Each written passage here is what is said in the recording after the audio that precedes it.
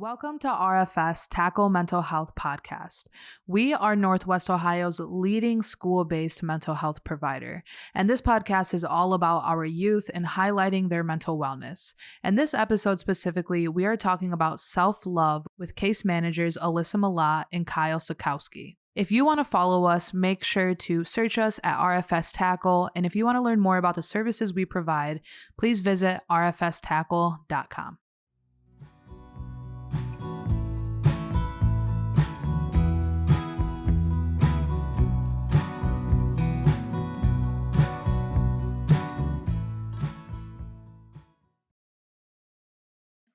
My name is T.A.C.K.L.E. Sakowski. I'm a case manager at Bowser High School.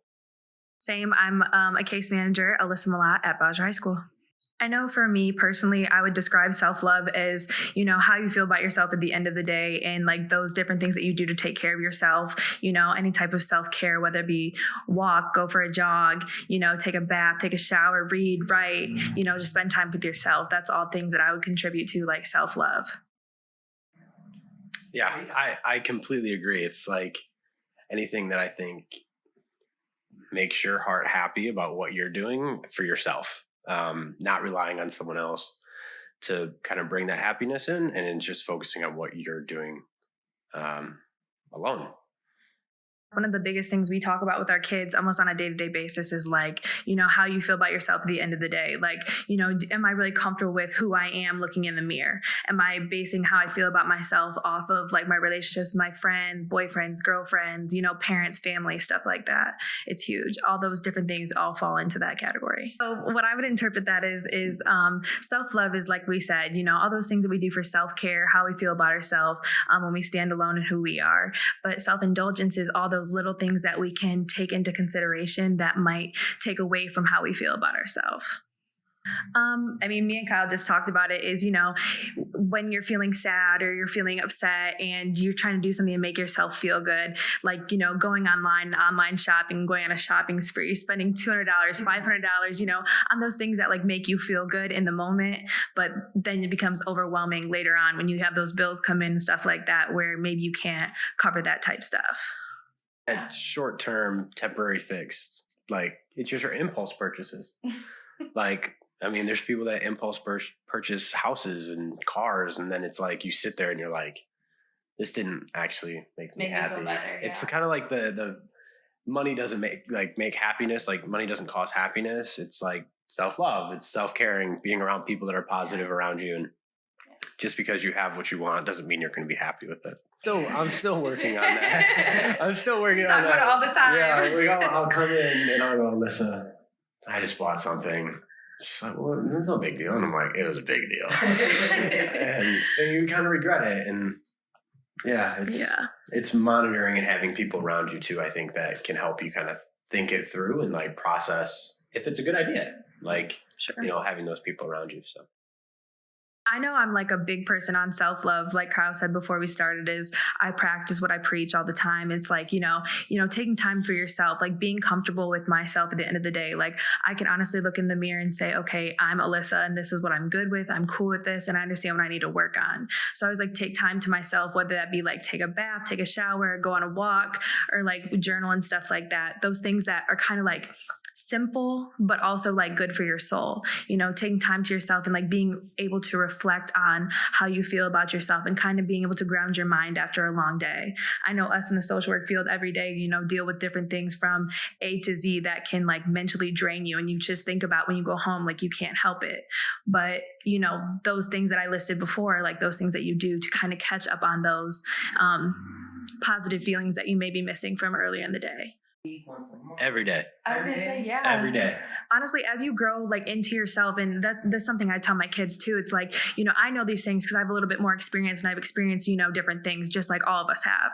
But like, it's kind of like, knowing when you feel drained. What are my, symptoms of feeling tired, exhausted? How do I know that I need to spend a little bit more time with myself or worrying about myself? And that's kind of one of the things we talk about. Yeah. It's kind of like when you're like hangry. Like, like someone's like starts getting angry and you're just like, them so well. And you're like, dude, you're just hungry. Mm-hmm. And it's like, I have a note thing in my phone that like has like my signs of like, slow down, start winding yourself back because you're giving too much. And for me, I'm a big outdoors guy. So I do just a lot of stuff outdoors. So I try to give at least 30 minutes to an hour of my time every day to something that revolves around doing something outdoors or something that I enjoy doing. Like I enjoy fishing. So I try to keep up on all my stuff that I have to do in the wintertime to prepare for the summertime and the springtime. And it's just preparing that, or it's sitting down and having a cup of hot chocolate. I love hot chocolate. To me, that's like a complete decompression time for me because I don't drink coffee.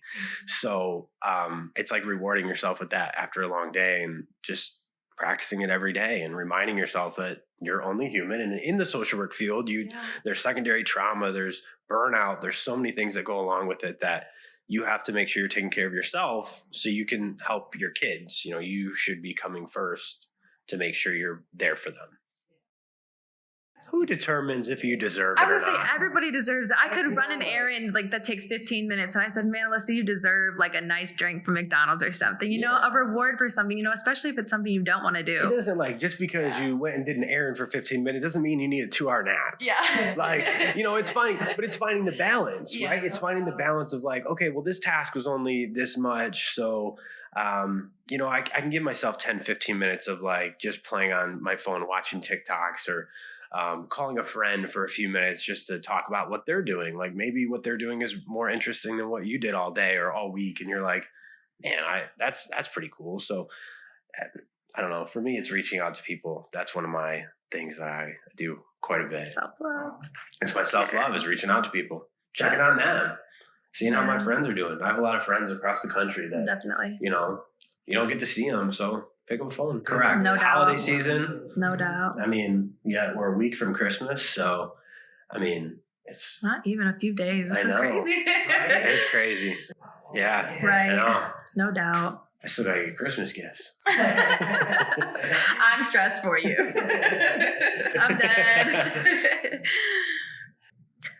I mean, if we're being so honest, like I feel like for myself, even, you know, something that I'm more aware of now as I got older was like, it's so much easier to focus on like the negative things. Like, oh, Alyssa, your attitude's poor. You know, we're struggling with this at work. We have these bills due. We have this to do. You know, our family needs us in this type of manner. You know, it's so much easier to focus on the negative things or like the stuff that we have to do. And it's kind of like you have to somehow incorporate those things that make you feel good into your day to kind of like build you back up. Because I know it's something like we struggle with or we talk about on a daily basis, you know, just being in this field and with our kids. You know, our kids will sit down in a session and say, Miss Alyssa, you know, my days really stress me out. I have this going on at home. I have school, I have work, I have A, B, and C things to do. And it's like, how do I fit in, you know, what you preach, your self-love? And, you know, that's the question is like, you know, how can we make those little experiences like, you know, somewhat enjoyable? Or how do I feel good about, you know, all these things that are piling on me and making me feel so negative? And that's where the self-love comes in and trying to figure out like where that balance is. So an exact answer as to where that balance is, I don't know, but it's just kind of figuring out for yourself as to what works for you and your situation. I think it's important too to like pay attention to your self-loathing. Like it's okay to be down. Right. It's okay to not be okay. Like that's a famous quote of it's okay not to be okay, but it's managing your highs and your lows, and then you got the in-betweens, and it's okay to be in the in-betweens and it's okay to be in the lows, but it's that self-determination to get back to where you need to be. So without being always happy and always self-loving and everything, you do need that. Okay. The kind of the negative times, you need those to kind of balance it out. It's like the yin and the yang.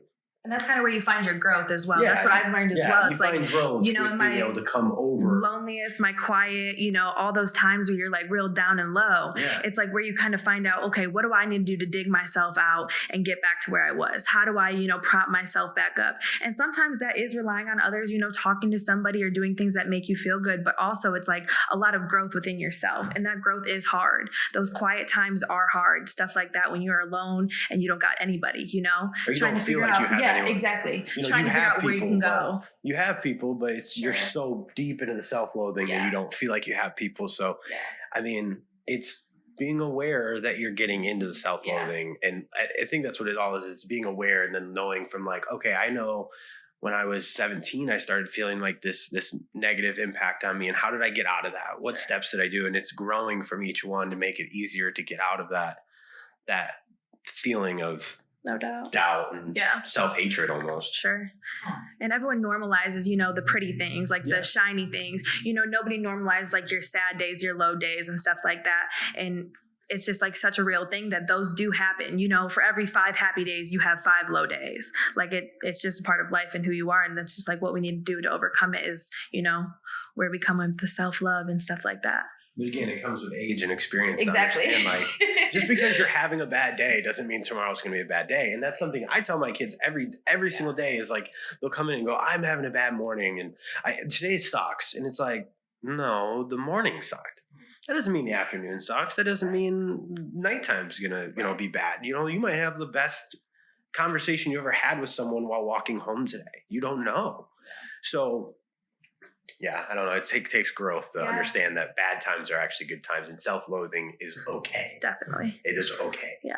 And finding that self-determination to like have a good day. Yeah. Like Kyle said, he tells his kids like, no, it was a bad morning. It was just a bad experience. I tell mine the same thing. Like, don't let this one instance during 5th hour ruin your whole day and next week or all interactions you have with this person moving forward. Or a kid passes a test in the 1st hour, but then has a bad interaction with their teacher in 5th hour. And it's like, well, it's a bad day. But it's like, you did something amazing in 1st hour. Like, you should be proud of that and like carry that onto your day and just chalk it up as there was 5 wins in the day and 1 loss. Yeah. It is. Chalk it up. Sure. I think asking those questions of like, how do you not self-loathe is like also doing what you said is like focusing on the perfect. And it's like, you can't have perfect without having the negatives. So it's like always being mindful. Yeah. Cause you don't learn to appreciate the good times as much if you don't have bad times. You'll never understand a truly positive, energetic, electrifying moment if you haven't gone through like really bad moments, because you might think an actual good moment's not that great because compared to everything else, it's bad. I was going to say, it comes to a point, I know honestly for me, because I can sit here and I'll tell you, I'll go home and I'll spend all the time by myself and, I'll be about Alyssa, everything like that. But I have to understand that, I have other responsibilities and things to do, where it's not all about me. Like Kyle said, if you look around, you're by yourself, and you're not getting in the right places, right? Or things are happening, like, it's like, oh man, like maybe I pushed somebody away or was acting too confident or like too strong within myself and stuff like that. Even for myself, I feel like that's something I have to work on. A lot of people will say like, Alyssa, you seem untouchable. Like you seem like you walk through the school with confidence and you carry yourself so well. And it's like, I do, because I know, but that's like where I know where I have my inner peace. I don't have to worry about other things coming in and out, but I also need to be aware of how I might be perceived by others, and I can know that I can come off strong and independent and stuff like that, but I have to be aware of like how those things may affect my relationships with other people. Yeah. I think if it doesn't, that's when like narcissism kind of takes over and you lose yourself. Right. Because you're all about yourself. And she's right. There's girls that her clients that, man, Miss Alyssa, you're the top dog. And it's like, I like hear it and I'm like, she does. She walks around with a lot of confidence. She teaches these girls how to be confident, but also being humble at the same time. And it's remembering the darker negative moments to see where your growth has been. No doubt. And that's like something, that I have to preach as well. Like Kyle said, like I come off one type of way, but like, I have to explain like this does not happen overnight. No. I do not wake up and choose to be this way every day. It came from growth and like time by myself where I, did those things to like kind of build myself up. My life from birth to 25 has not been sunshine and roses, so it's just kind of learning, who you are and like what makes you confident and comfortable and how you can pass that along to other people without coming off arrogant, cocky, too good, better than you type stuff. And that's really what it is too, It's like one of my strongest gifts. It's like I've been through different things and I've learned to overcome different things. And that's why, I feel like I'm good at what I do. Your situation, may not be exactly the same as mine, but I know that no matter where you are, what you're doing, we can find a way, to support you and to make you like feel better about yourself overall. There's a lot of kids at our school that like will come up to us and be like, I want to be like you, because it's sunshines and rainbows now, and we're able to make our own decisions. We're able to do everything on our own, and they think it just happens overnight, but really it takes learning and experience and understanding that there's always going to be someone better than you at something and more confident, and I don't know. It's kind of hard to explain. Like Absolutely. it's just getting to understand you're not the top dog. Yeah. Like everyone struggles, and it's okay to struggle. And narcissism means, I mean, those people don't think they're struggling. Yeah. But how I perceive Kyle and how he perceives me, you know, I could say he's a narcissist, but he's confident, you know, vice versa. I've been told that. Right. I mean, well, we joked about it before, and they were like, "What's the difference?" You know, we talked about the questions, and I'm like, "Oh God, I'm a narcissist," and it's like, I'm not. I'm very confident, and I understand that who I am, and I'm comfortable with that. I'll take lead on this one. I mean, I feel like, you know, just growing up as a woman in society, you know, you have all these beauty standards that you have to live up to. And, you know, you have the next girl sitting next to you. Oh, I really like her clothes, her eyelashes, her hair, her makeup, you know, why can I not be like her? You know, but I was just telling one of my friends on the way here today, she's struggling, you know, with her self-image, how she feels about herself and why is it not good enough for other people around her? You know, I was trying to say, like, there's only one of you. There's only one person, Alyssa Mlot, in this world, looks like you, acts like you, talks like you. Like, let's focus on the beauty that's in that, you know? And that's like one of the hardest things is to like stop comparing yourself to others in life and anything. You know, if I sit here and I compare my life to Kyle's, it's never going to add up. It's never going to be the same. You know, my friends, my people, the money we make, stuff like that, it's all going to be different. So it's like just, you know, finally like understanding that there's only one of us. So why not take every day that you have with yourself and like who you are and just realize that like, oh, I really am that girl. I really am him. Like, let me focus on that, you know, instead of like worrying about why do I not look like that? Why can't I be like that? Take steps to do those things if that's what you really need to do and to feel that way, but don't completely change yourself because you're your one individual person. Yeah, I love the phrase, I'm him. Yeah. I love that phrase. Yeah. I love when someone says something or you do something so spectacular and someone just looks at you and you go, I'm him. Yeah. Like, again, though, it goes back to everything we've been saying already. It takes growth. It takes time. It takes understanding that there's only one of who you are. Sure. No one is the same. You can have the same hairdo as the person you want to look like, and you can try to mimic how they interact with other people. But in reality, people know that's fake, and people know that that's not true. And I think me at Bowser is a prime example of like the CPOs make fun of me because of who I am. Of like, I'm a country boy, and I'm very comfortable with who I am. And I don't need to put on a front to fit in with other people. I tried to do that a long time ago, and it didn't work. I didn't have many friends because of it, because everyone could kind of see through that. And it's just understanding that you have to be, you are you. And looking in the mirror, if you don't like what you see, you can always try to change it. Whether it's maybe it's weight loss, or it's yellow teeth, or your eyebrows are bushy, whatever. Like you can do things that change that. You can do that, but you need to make sure that that's what you want to do, and that's who you want to become. You can't change to want to be someone else because you just want to be them. You have to change for yourself. So, yeah. I don't know. I'm very comfortable. I feel like that kind of goes to a resilience. Like, you know, yeah. I made these mistakes. I was in this low spot and I found a way to overcome it. You know, not every situation that you're in is the end all to be all. You know, no matter what happens, you know, there's always like some type of light at the end of the tunnel, whether it be the lesson you learned during that time or, you know, how you overcame that situation with your mental state and stuff like that. I feel like that's like an end goal. Like that something in its own is great. You know, everyone says like, oh, this relationship ended badly. This person treated me this way. This friendship was like this. No, that wasn't something bad. Like I understand it feels bad and it feels huge right now in the moment, but also it taught you something larger. Like it prepared you for something greater.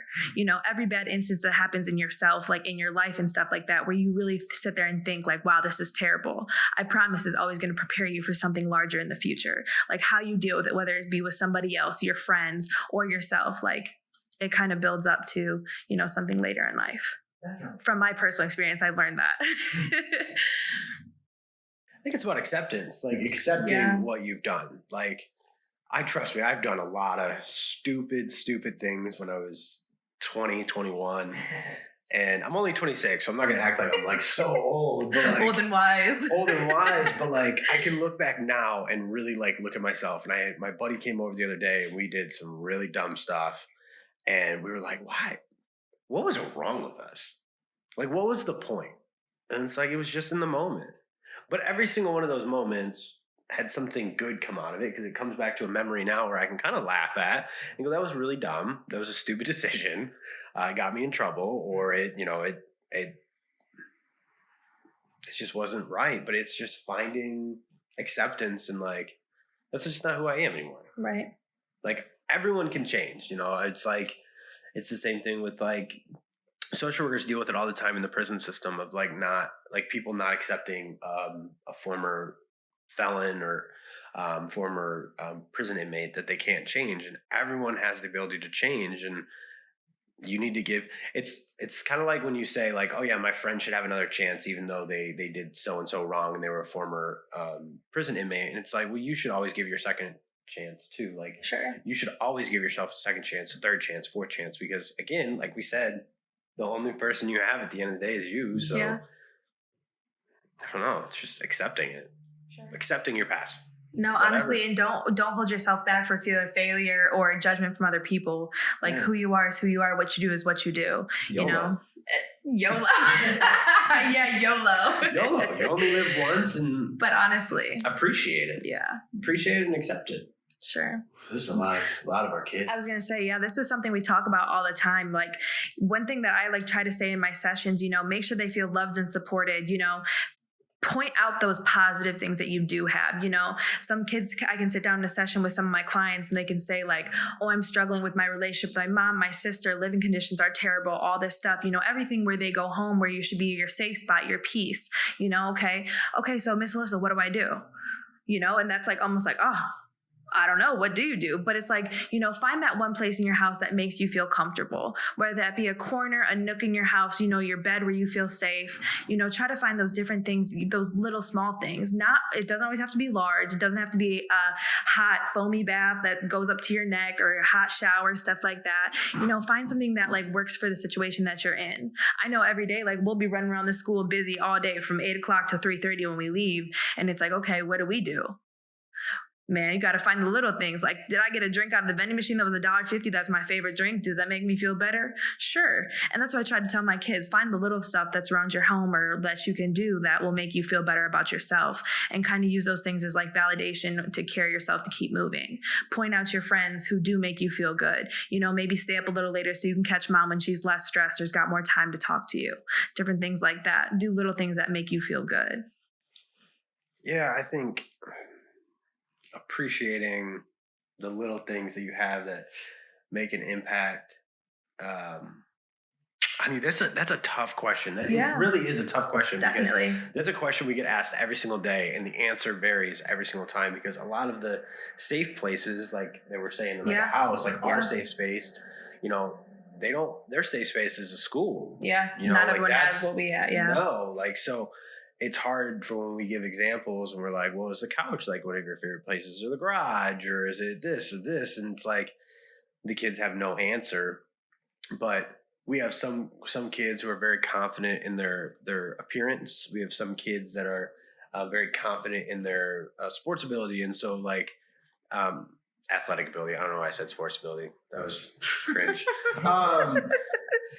But like, or they have, they're really good at artwork. And so for those three examples, positive affirmations on your mirror, maybe your mirror is your happy place because you really like how you look. Like your mirror can be your happy place to be able to tell yourself, positive affirmations. Or maybe you're an athlete and the backyard's a good place where you can throw a football against a tree, or be able to just kind of sit outside. Or if you're an artist, you can, just find a place that you can get that visual, the visualness you need to like paint or draw. And it's just finding the little things. There's no clear-cut answer on that, though. Right. I was going to say it definitely varies in each situation. No. I know like one thing that I also talk to my kids is about is, using your power of peace, within yourself, when you lay down at night or when you're in your quiet time or whatever you have for yourself, it's like, picture what you want to have in the future. Try to think about, your end goal, your futures, that like this situation that we're in right now is only temporary,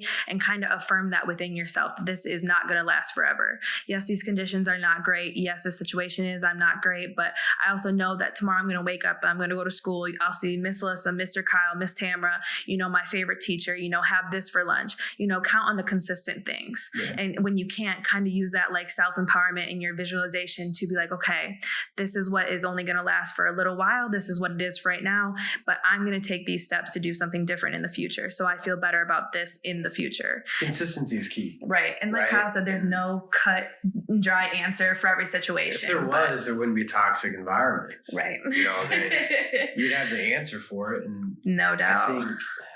I don't know. It's finding the proper coping skills to be able to feel in a less environment. Like journaling, you can journal about, the positives of your day.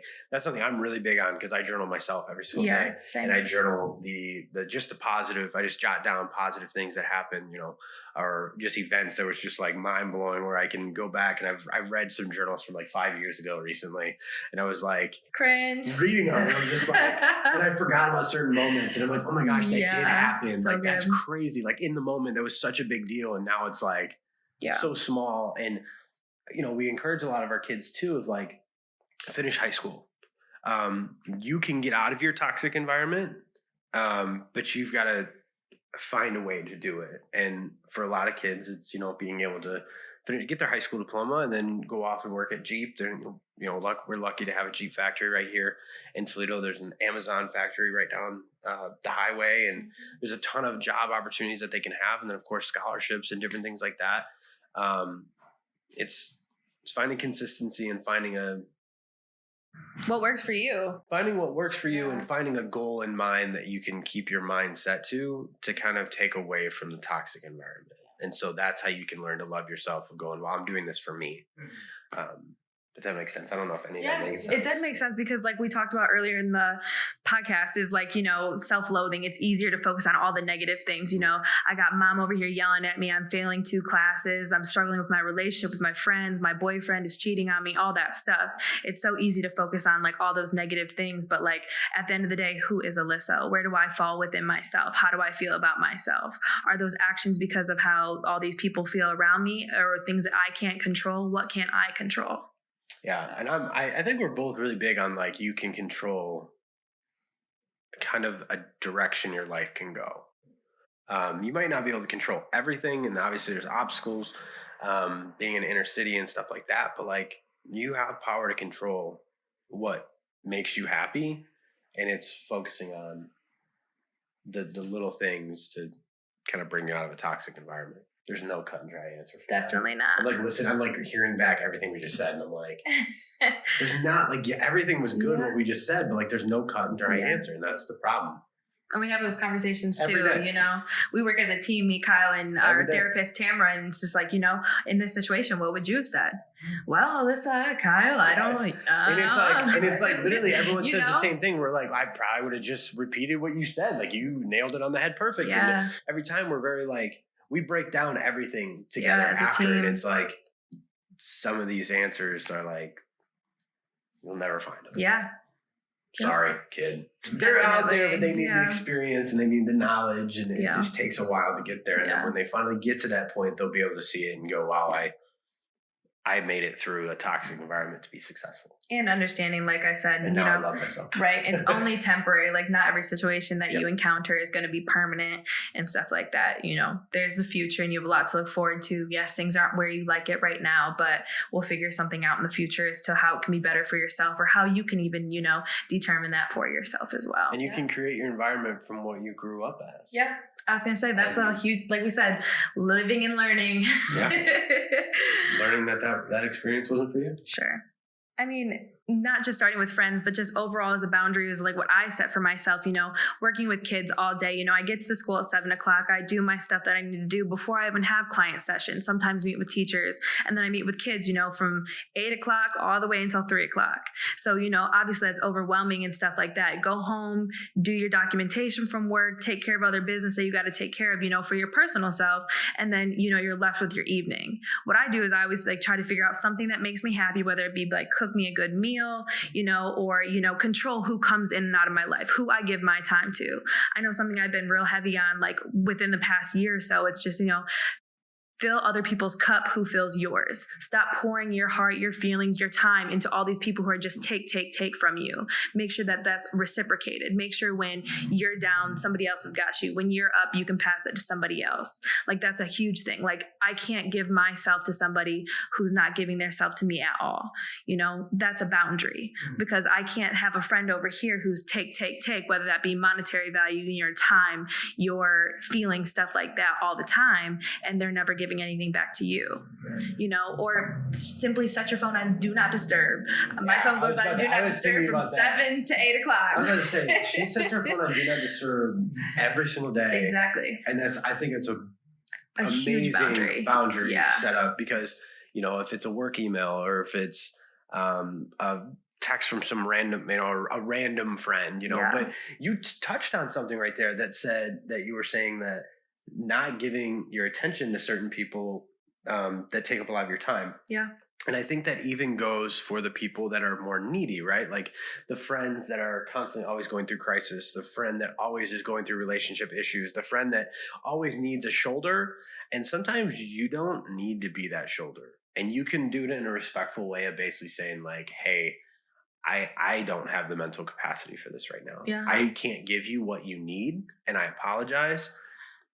And those are also the people that, if they're real friends, they'll stay around and they'll go, okay, I'm really sorry. I understand. Like, are you okay? Yeah. Versus maybe the people that will, not talk to you again and not appreciate your friendship. And that's, I think at 26 years old, I have the least amount of friends that I've ever had in my life. Honest. But I have the closest friends where I know if they needed to call me for something and I say to them, I cannot talk right now, they respect that, and then we talk the next day. And work is another one. Is like the phone gets turned off when we're done with work for the day, or it goes on vibrate so we don't hear it.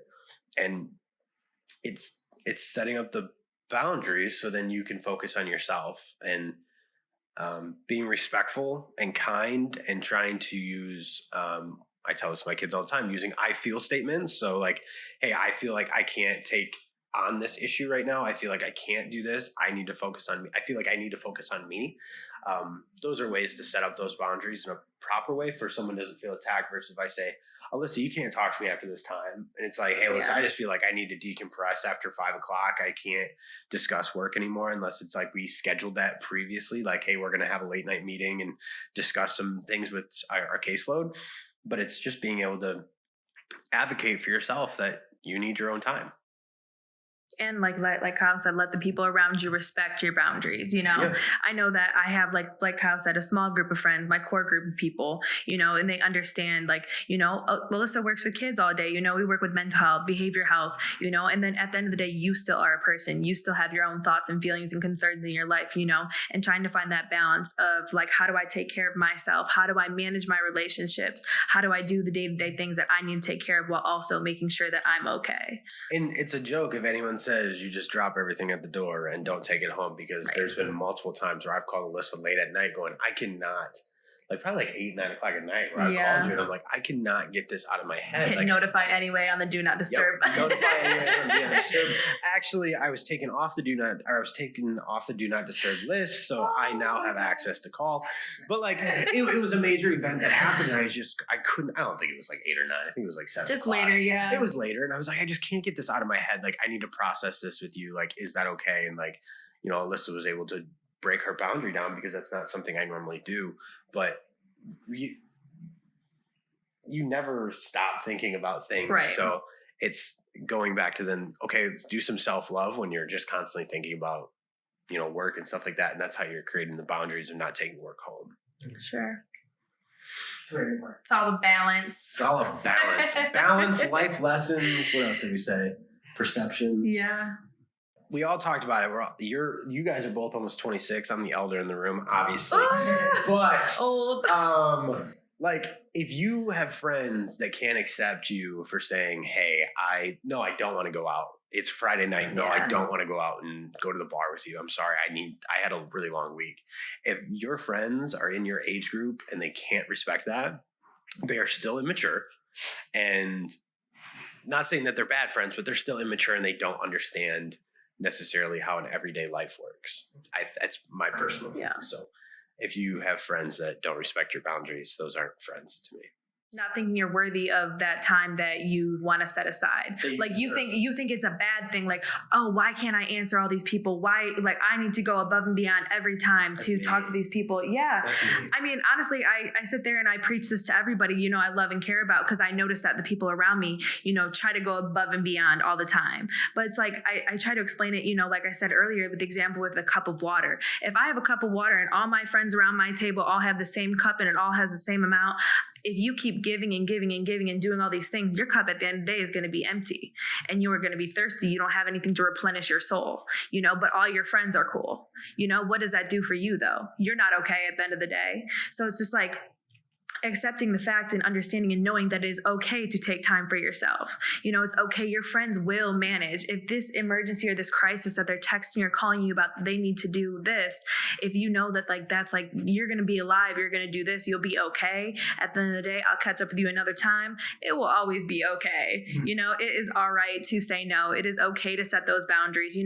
My sister will text me. She'll call me at all hours of the day and night, and it's okay not to text her back. She will be okay to not text back, but you got to set those boundaries for yourself and understand, and your people got to understand the same thing for you. And you are entitled to that time to yourself. I'm really bad at this. I'm actually really bad. I have really good boundaries for the most part, but I'm really bad at not sometimes overlooking my self-love to myself and taking that time out. We were talking about Christmas break and I was excited to take a break. And then I brought up to my girlfriend, oh, I'm going to do this, this, this, and this. And she's like, why don't you just relax? Like, why don't you just take some time to yourself? And it's like, I don't know. My mind's always racing. Sometimes I just don't think about it. Yeah. Though I do take time every day. Sometimes I don't think to take more than 30 minutes to an hour. It's kind of hard to live yourself, live your life unapologetically, like who you are. Yeah. You kind of have. You're a narcissist. Exactly. And then but you have all these factors. It's not even just like being narcissist. It's like, you have the love and care that you have for other people. And it's just like, okay, why can't Alyssa help me with this? Why can't she be here, do this and do that? Some days I can. Some days I got more time than others and more, emotional support for you. But other days I can't. And, you have to understand that Alyssa would show up if she could. And my people know that, if I can do it, I'll do it. If I got it, you got it. Stuff like that, and it's just kind of understanding, you are who you are and you got to understand your boundaries and you got to understand if you give too much, then you ain't got nothing for yourself and you can't be successful the next day. Like, it's okay to set boundaries. It's okay to do that stuff. Yeah. You give too much in one day and then you wake up the next morning feeling like you're hit by a bus. Right. Your mind never shut down.